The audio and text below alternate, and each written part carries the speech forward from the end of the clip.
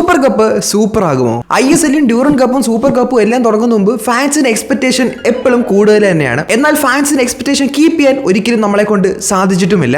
എന്ന് കരുതി ഈ സൂപ്പർ കപ്പിന്റെ ഹൈപ്പ് ഒട്ടും താഴെയുമല്ല. അത്യാവശ്യം ഹൈപ്പോടെ തന്നെയാണ് ബ്ലാസ്റ്റേഴ്സ് ഈ സൂപ്പർ കപ്പിലേക്കും പോകുന്നത് വിത്ത് ഫോറിൻ സ്ക്വാഡ്. ഡേവിഡ് കറ്റാല എന്ന ഒരു സ്പാനിഷ് കോച്ചും വന്നിട്ടുണ്ട്. ഓൾമോസ്റ്റ് ഒരു 1 month ഒരു ട്രെയിനിങ് പീരീഡും കിട്ടിയിട്ടുണ്ട്.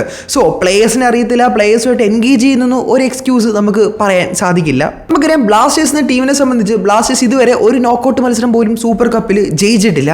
സോ ബ്ലാസ്റ്റേഴ്സിന് സൂപ്പർ കപ്പ് നമ്മൾ നോക്കുവാണെങ്കിൽ ബ്ലാസ്റ്റേഴ്സ് ഇതുവരെ സൂപ്പർ കപ്പിൽ മൊത്തം കളിച്ചിട്ടുള്ളത് 8 മത്സരമാണ്. വെരി സാഡ്ലി ആ 8 മത്സരത്തിൽ നിന്ന് ഏകദേശം 2 മത്സരം മാത്രമാണ് ബ്ലാസ്റ്റേഴ്സിന് ജയിക്കാൻ സാധിച്ചിട്ടുണ്ടായിരുന്നത്. 8 മത്സരത്തിൽ നിന്ന് ബ്ലാസ്റ്റേഴ്സ് സ്കോർ ചെയ്തിട്ടുണ്ടായിരുന്നത് വെറും 12 ഗോളുകൾ മാത്രമാണ്. 2018 നെറോക്ക FC-ക്കെതിരായിരുന്നു നമ്മൾ ഫസ്റ്റ് ആയിട്ട് ഒരു സൂപ്പർ കപ്പ് ക്വാളിഫിക്കേഷൻ മത്സരം കളിച്ചിട്ടുണ്ടായിരുന്നത്. ആ മത്സരം കണ്ടോർക്കറിയാം, നമ്മൾ 2-0 സ്കോറിൽ ഫസ്റ്റ് ഹാഫ് അവസാനിപ്പിച്ചു.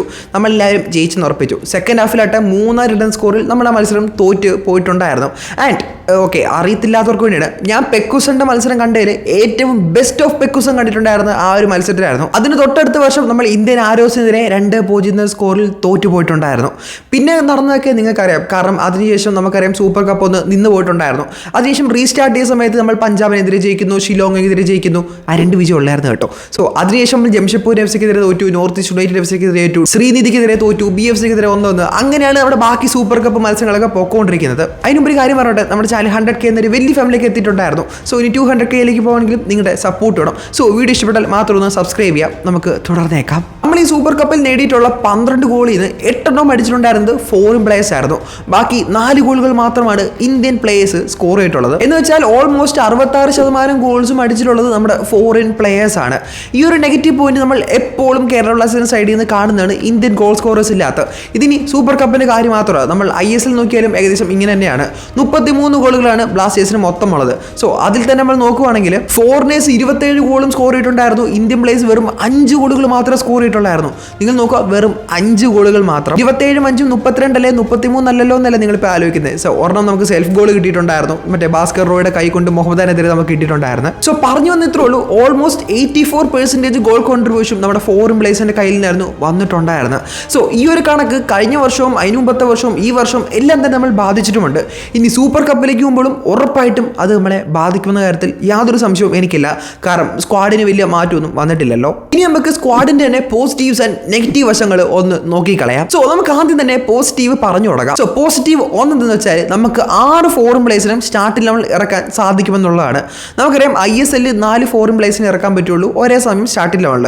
ഇവിടെ വരുമ്പോൾ 6 പ്ലേയേഴ്സിനെയും ഇറക്കാൻ സാധിക്കും. രണ്ടാമത്തെ പോസിറ്റീവ് പോയിന്റ് എന്ന് വെച്ചാൽ നമുക്ക് ഇനഫ് ട്രെയിനിങ് കിട്ടിയിട്ടുണ്ടായിരുന്നു. കാരണം ട്രെയിൻ ചെയ്യാനും പ്ലേയേഴ്സിനെ അങ്ങോട്ടും ഇങ്ങോട്ടും അറിയാനും ഒക്കെ നമുക്ക് അത്യാവശ്യം നല്ല സമയം തന്നെ കിട്ടിയിട്ടുണ്ടായിരുന്നു.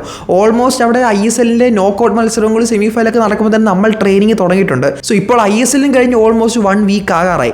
ഇനഫ് ടൈം കിട്ടിയിട്ടുണ്ട്. സോ ഇനി ട്രെയിനിങ് കിട്ടില്ല എന്നൊരു എക്സ്ക്യൂസ് ഇവിടെ പറഞ്ഞിട്ട് യാതൊരു കാര്യവുമില്ല. ഇനി നെഗറ്റീവ് പോയിന്റ്സ് എവിടെയാണ്? നമുക്കറിയാം ഡേവിഡ് കറ്റാല എന്ന കോച്ച് യൂറോപ്പിന്റെ പുറത്ത് ഇതുവരെ കോച്ച് ചെയ്തിട്ടില്ല. അതുകൂടെ ഓൾമോസ്റ്റ് 5 വർഷം മാത്രമാണ് ഇതിന്റെ കോച്ചിങ് എക്സ്പീരിയൻസ് ഉള്ളത്. സോ ഇതെല്ലാം കൂടെ എങ്ങനെ പെട്ടെന്ന് വന്ന് ഇന്ത്യയിലേക്ക് ഇംപ്ലിമെന്റ് ചെയ്യും? കാരണം ഇന്ത്യൻ പ്ലേയേഴ്സിനെ അറിയണം, ഇന്ത്യൻ കണ്ടീഷൻ അറിയണം, ഓപ്പോസിറ്റ് ടീമിന്റെ സ്ട്രെങ്ത് ആൻഡ് വീക്ക്നെസ് അറിയണം. ഇങ്ങനെ കുറേ എലമെന്റ്സ് ഉണ്ട്. സോ ഇതൊക്കെ മനസ്സിലാക്കി നമ്മൾ എങ്ങനെയായിരിക്കും, അല്ലെങ്കിൽ ഡേവിഡ് കറ്റാല എങ്ങനെയായിരിക്കും ടീമിനെ ഇറക്കാൻ പോകുന്നത്? അത് നെഗറ്റീവ് എന്ന് പറയാൻ കാരണം നമ്മുടെ ടീമിനെ മനസ്സിലാക്കാനും നമ്മുടെ പ്ലേയേഴ്സിനെ മനസ്സിലാക്കാനും ഒരു മാസം സമയം മതിയായിരിക്കും. ബട്ട് ഓപ്പോസിറ്റ് ടീമിന്റെ പ്ലേയേഴ്സിനെ നേരിട്ട് കണ്ടിട്ടില്ല, മിണ്ടിയിട്ടില്ല, അവരുടെ ഗെയിം സ്റ്റൈൽ അറിയത്തില്ല. അങ്ങനെ ഒരു കോച്ചാണ് നമുക്ക് ഇപ്പോൾ ഉള്ളത്. സോ എന്തുമാത്രം ഓപ്പോസിറ്റ് ടീമിനെ അനലൈസ് ചെയ്യും, അവരെ എങ്ങനെ നമ്മൾ കൈകാര്യം ചെയ്യുന്ന കാര്യം നമ്മൾ കളി കണ്ട് തന്നെ അറിയണം. ഈസ്റ്റ് ബംഗാളിനെതിരെ സപ്പോസ് ജയിച്ചെന്ന് വെക്കുക, okay, note the point, suppose ജയിച്ചെന്ന് വെക്കുക, നമ്മൾ അടുത്ത് കളിക്കാൻ പോകുന്ന മോഹൻ ബഗാനെതിരെയാണ്. നമ്മുടെ ഭാഗ്യം അല്ലെങ്കിൽ ലക്ലി മോഹൻ ബഗാന്റെ ഫോറിൻ പ്ലേയേഴ്സ് ആരും തന്നെ സ്ക്വാഡിലില്ല. റിസർവ് ടീമായിരിക്കും ഈ സൂപ്പർ കപ്പ് കളിക്കാൻ പോകുന്ന ഒരു ന്യൂസ് വന്നിട്ടുണ്ടായിരുന്നു. സന്തോഷം, കാരണം ഈസ്റ്റ് ബംഗാളിനെതിരെ ജയിച്ചാൽ നമ്മൾ മോഹൻ ബഗാനെതിരെയും ജയിച്ചെന്ന് തന്നെ കരുതുക. അങ്ങനെയാണെങ്കിൽ നമുക്ക് നേരെ പിന്നെ കളിക്കാൻ പോകുന്നത് ആ ഒരു ഗ്രൂപ്പിലെ ഫൈനൽ മത്സരമായിരിക്കും. എന്തുകൊണ്ട് മോഹൻ ബഗാന് ഫോറിൻ പ്ലേയേഴ്സ് ഇറങ്ങുന്നില്ല എന്നൊരു ചോദ്യം നിങ്ങളുടെ മനസ്സിലില്ലേ? സംഭവം എന്ന് വെച്ചാൽ നമുക്കറിയാം ഓൾറെഡി ഷീൽഡ് നേടിയിട്ടുണ്ടായിരുന്ന മോഹൻ ബഗാനായിരുന്നു. സോ സപ്പോസ് ഈ സൂപ്പർ കപ്പ് മോഹൻ ബഗാൻ നേടുവാണെങ്കിൽ ആ ഷീൽഡ് നേടിയ പൊസിഷൻ ഉറപ്പായിട്ടും ഗോവയ്ക്ക് പോകും. സോ ആ ഒരു ACL കോമ്പറ്റീഷന് പോകാൻ ചാൻസ് കിട്ടാൻ പോകുന്നത് FC ഗോവയ്ക്കായിരിക്കും.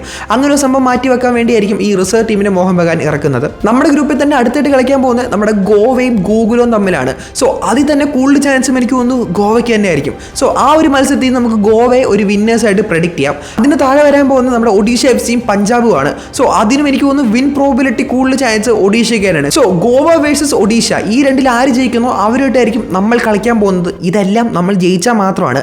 പിന്നൊരു കാര്യം കൊണ്ട് ചർച്ചിൽ ബ്രദേഴ്സ് ഡ്യൂറൻ കപ്പ് കളിക്കുന്നില്ല എന്ന് അറിയിച്ചുകൊണ്ട് തന്നെ മോഹൻ ബഗാൻ ഡയറക്ട്ലി ക്വാളിഫൈഡ് ആണ് ഒരു പൊസിഷനിലേക്ക്. So east Bengal versus Kerala Blasters ആര് ജയിക്കുന്നോ അവർ ഡയറക്റ്റ് മോഹൻ ബഗാനായിട്ടായിരിക്കും മത്സരിക്കാൻ പോകുന്നത്.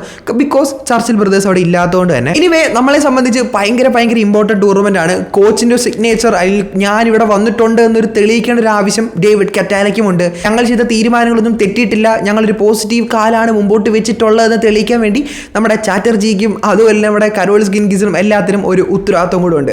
സോ എന്തായിരിക്കും നടക്കാൻ പോകുന്നത്? നിങ്ങളുടെ പ്രഡിക്ഷൻസ് എന്താണ്? നിങ്ങളുടെ ഷാർട്ടിലുണ്ട് എന്താണ്? ഒന്ന് കമന്റ് ചെയ്യുക. വീഡിയോ സബ്സ്ക്രൈബ് ചെയ്യുക. കണ്ണൊക്കെ നന്ദി പറയുന്നു. Thanks for watching.